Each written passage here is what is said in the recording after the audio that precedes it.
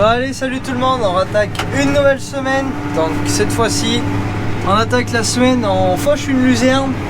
Donc on a fait un troc cette fois-ci pour remplacer un petit peu plus de fourrage sur l'exploitation. Donc un collègue à moi qui n'a pas d'animaux, qui a un petit peu de terrain et qui travaille dans une ETA à côté, qui m'a proposé sa luzerne. Et vu qu'on a un petit peu trop de fumier sur l'exploitation, on fait un échange luzerne fumier. Donc tout le monde y est gagnant. Lui est gagnant puisqu'il n'a pas d'animaux, ça lui fait de la matière organique sur son parcellaire. Et nous, ça nous permet de ramener de la protéine sur l'exploitation. Donc tout le monde est gagnant là-dedans. Je fais juste avec la frontale, je la fais tourner à 800 tours minute. J'ai eu une petite panne sur la selle de derrière, j'ai un croisillon qui a lâché et on n'a pas eu le temps de s'occuper de le réparer. Donc je fauche avec l'autoguidage.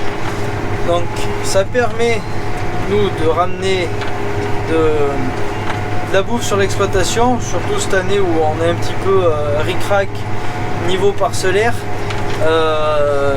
Sur nos 145 hectares, et on tire au maximum ce qu'on peut sortir des parcelles. Et cette année avec la sécheresse, c'est bien compliqué. Donc la solution, comme je vous l'ai déjà dit, ça va pas être de vendre des vaches pour nous, mais ça va être de trouver des solutions alternatives, un peu comme ça, de troquer comme là la luzerne contre du fumier. Je crois qu'il y a 5 ou 6 hectares de luzerne, et ça fera toujours quelques bottes. En plus ça on va le donner aux vaches parce que bon, ça a quand même une valeur la luzerne. Et donc on la ramassera en enrubanage afin de ne pas perdre non plus trop de feuilles et d'abîmer trop le fourrage. Donc là l'endéneur à tapis va remplir totalement son rôle. Je vais venir l'endéner sans doute demain à la fraîche pour la round-balayer le lendemain. Et là, en fin de soirée, on va venir passer un petit coup de pirouette parce que mine de rien, il y a quand même du fourrage. C'est la deuxième coupe en plus. Et là, elle est en fleurs, la luzerne. Avec plus de terrain, pourquoi pas l'introduire dans la rotation. On en met des fois avec mélange avec du dactyle, mais là, celle-là, elle est vraiment pure.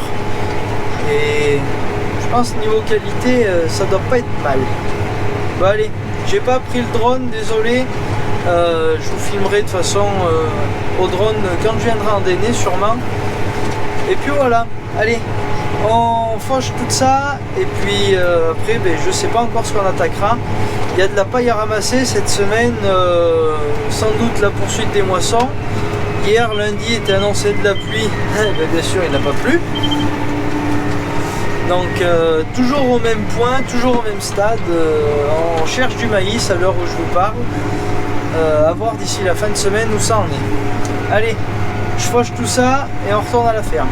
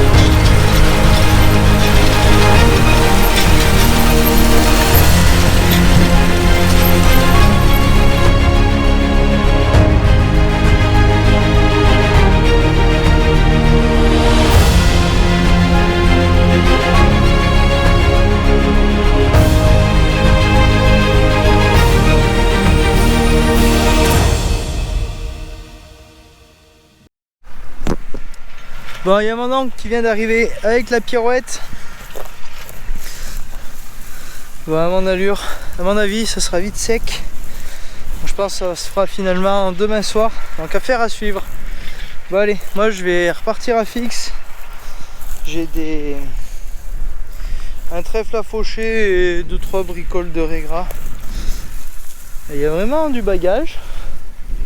Donc ça bien sûr, vu que ça va être passé pour les laitières, rotocut sur le roundballer. Et pressé ça de nuit. Vous voyez, elle était bien en fleurs. Bien jolie, bien verte, ça sera pas mal.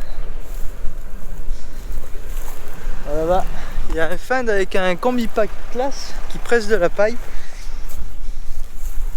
Dommage, j'ai pas le drone, je vous aurais mis une petite prise de vue, sympa. Donc là, la parcelle 360. Moi, je viens de faucher le petit triangle derrière et il y avait un autre carré là-bas derrière. Donc 3 parcelles. D'ailleurs 5 hectares à quelque chose près. Bon, ça sera toujours ça de plus dans la grange comme on dit. D'autant plus que là je viens d'avoir 2 gars de nouveau pour du maïs et ils m'ont dit que ça allait vraiment être compliqué pour en trouver. Donc affaire à suivre.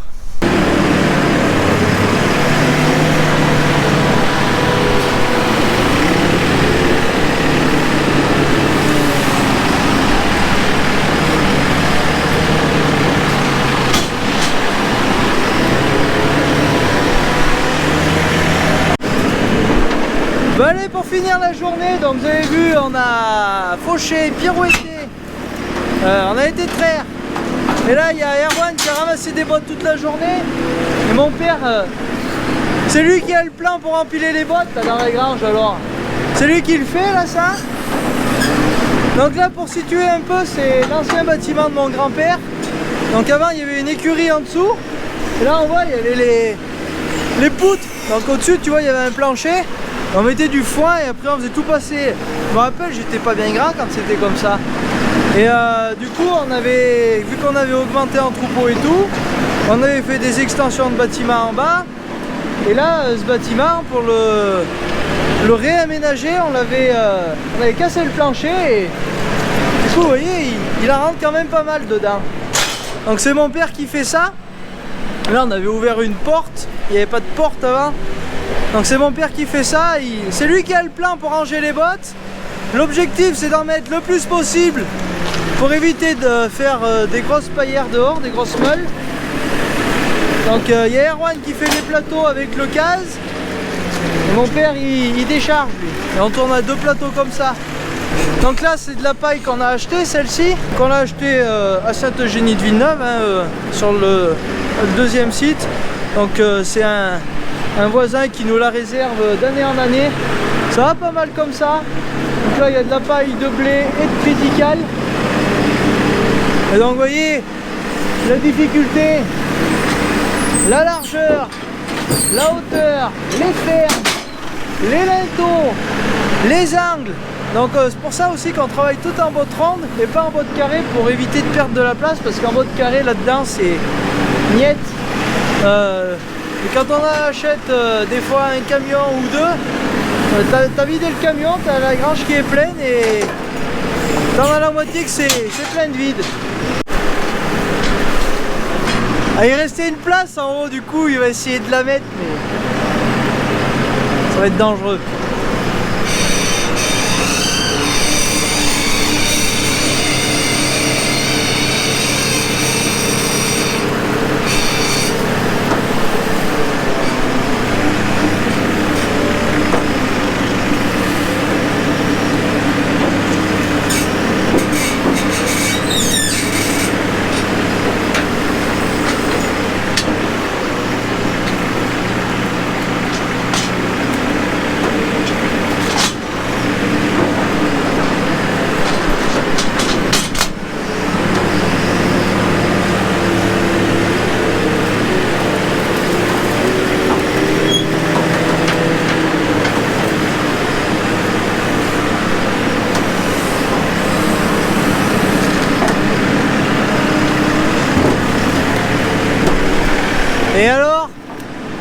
quoi le plus dur? C'est de conduire une moissonneuse ou d'empiler des bottes là maintenant?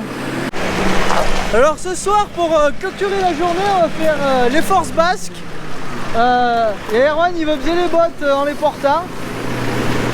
Il les trouve pas trop lourdes, donc il va essayer d'en porter une. C'est un essai, hein. Je sais pas si ça y sera dans la vidéo, mais...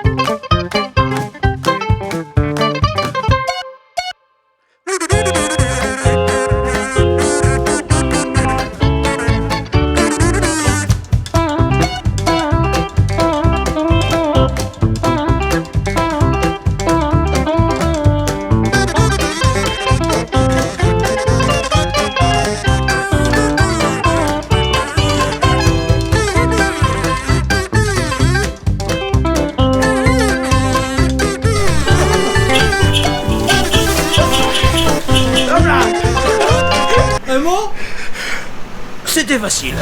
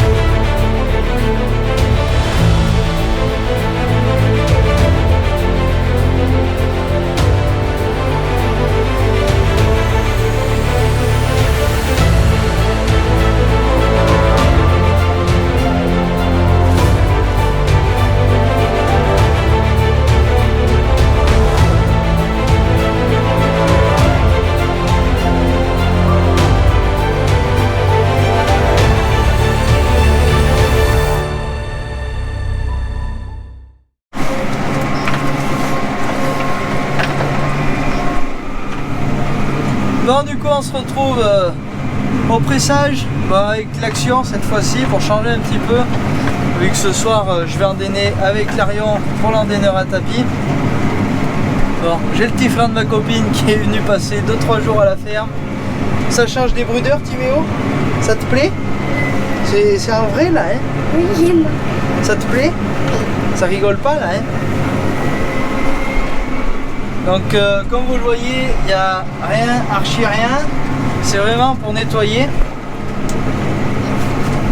Donc on n'a toujours pas fait de ballot, il me dit. Donc on ramasse ça.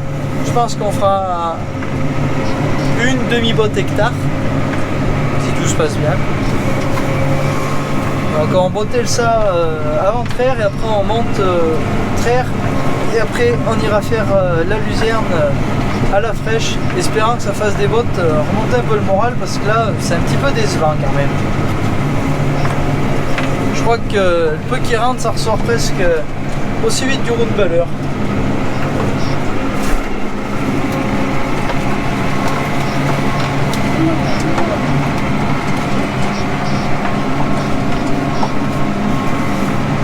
Tout droit Timéo. Viens devant. là, Timio. Tac. C'est bon. Lève le pick-up. En arrière. Allez, on s'en va. Appuie là. C'est bon. Voilà, un vrai petit chef. Bon allez, on est le soir après traire. Le merge max est attelé. J'ai mis le GPS pour essayer de faire quelques prises de vue un peu à la nuit ou au coucher de soleil dans la grande parcelle. Donc allez, on est parti, on va faire ça. 4 ensembles qui vont tourner du coup. L'endaineur, le roundballer, l'enrubaneuse et Erwan qui ramasse avec le plateau et le case. Donc on s'est pas déplacé pour rien pour aller chercher, faire cet enrubanage, essayer de le faire dans les meilleures conditions possibles et pas laisser traîner les bottes pour pas que ça abîme la parcelle. Donc on va faire ça et je ferai un point plus tard dans la vidéo, vous dire le rendement, mais je pense que ça devrait pas être vilain quand même. Donc allez, on va faire ça. J'ai Alicia avec moi. On va passer une bonne soirée. Donc là on a un quart d'heure de route et on y est.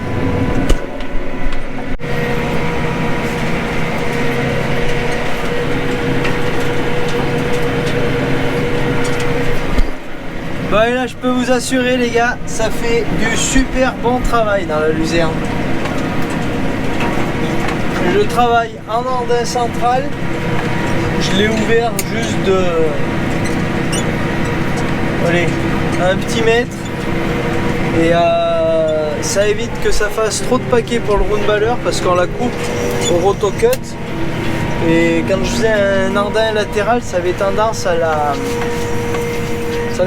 à tourner un peu dans le tapis le temps que ça traverse, vu que c'est quand même volumineux la luzerne et que c'est quand même un petit peu sec là, et ça avait tendance à faire des paquets et quand ça passait dans les couteaux avec le roundballer c'était pas le top du top. Donc là ça fait un petit andin au milieu bien carré et une fois que ça passe dans le roundballer ça fait des super jolies bottes.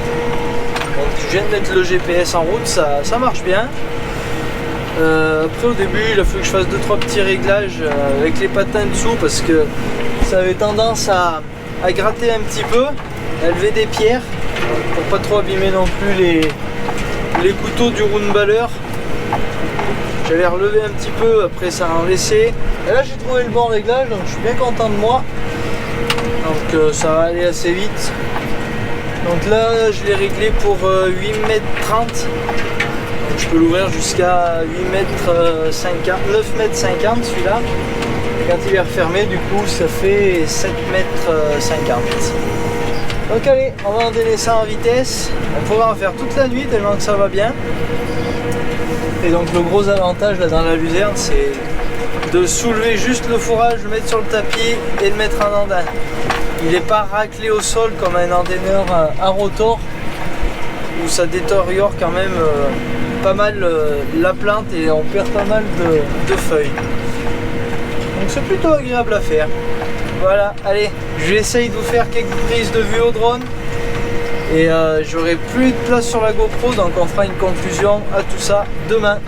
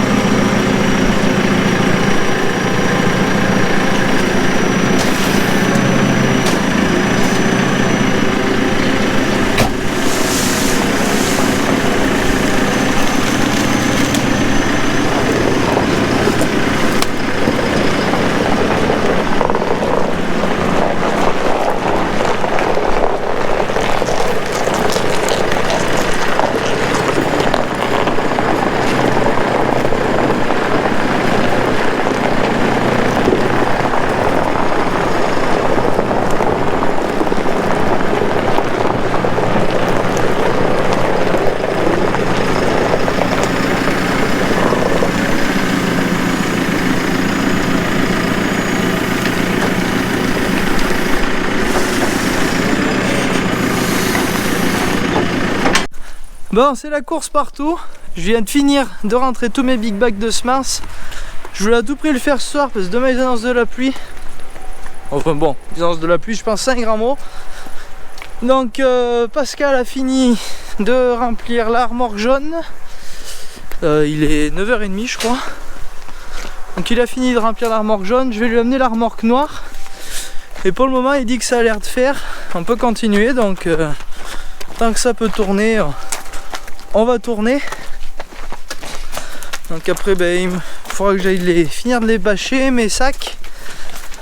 Après il faudra que je fasse la mélangeuse pour demain pour s'avancer, parce qu'après c'est le bazar.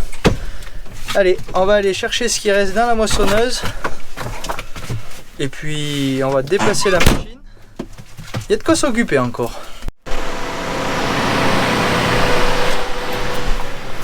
Bon allez, du coup, comme je vous l'ai dit tout à l'heure, j'ai encore un plateau de paille à ramasser.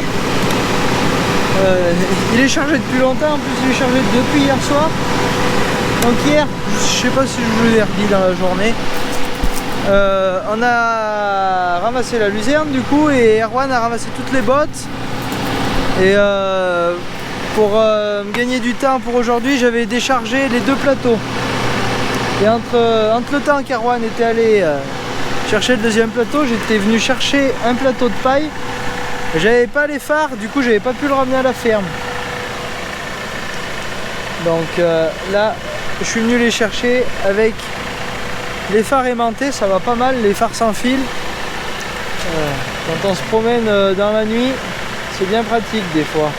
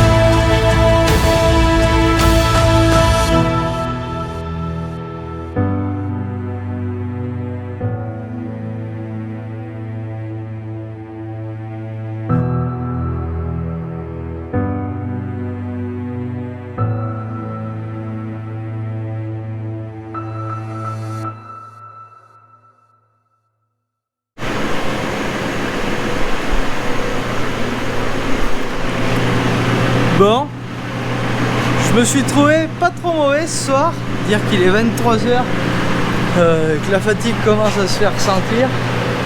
J'ai dormi 4 heures la nuit dernière. Je suis plutôt content de moi. Donc là on se trouve où? On se trouve dans des vieux, mais alors très vieux bâtiments. Avant c'était une maison, d'après l'historique que j'ai entendu dire. Et j'ai vu là-bas hier, il y a une pierre de 1841. Donc pour vous dire que c'est vieux. Regardez, pour faire un peu leur tracé, il y avait une cuisine ici. Donc en dessous il devait y avoir je sais pas quoi. Donc après grand-père l'avait transformé en silo couloir. Et donc là maintenant eh ben, on y stocke notre paille. Et le souci c'est le toit, il devient vraiment pas fameux. Donc d'ici quelques années il va falloir penser à faire peut-être un stockage un peu comme il faut. Donc le plateau est vide. Et encore en haut il en rentre quelques-unes je pense. Donc je pense le père peut partir à la retraite, bon, pas tout de suite encore. Mais je devrais pouvoir. Il m'a transmis le plan pour empiler les bottes dans les vieux bâtiments. Allez, maintenant je vais aller faire la mélangeuse. Bon, je vous filme pas parce que j'ai la flemme. Voilà. Je vous reprends demain matin. Allez, à tout à l'heure.